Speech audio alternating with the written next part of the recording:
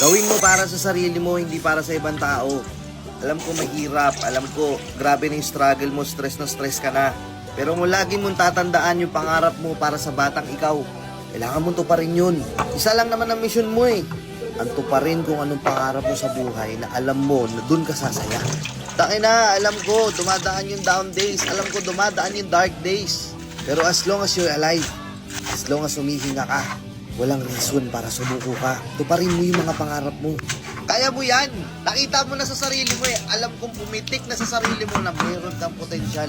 Alam ko na dumaan na rin sa'yo yung senaryo na naisip mo sa sarili mo na ay puta, kaya ko to. Tanggapin na natin. May mga araw na mahala talaga. But it doesn't mean na hindi mo na kaya. Okay? Ituloy mo yan.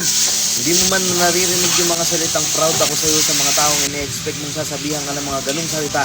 At least maging proud ka sa sarili mo para sa mga achievements mo na nagawa. Masyado tayo nakapokus sa kung ano yung hindi pa natin nakukuha. Nakakalimutan natin yung mga blessing na nakuha na natin mula sa Kanya. Tuloy ang laban, pare! Let's go! Grabe ang bango. Grabe.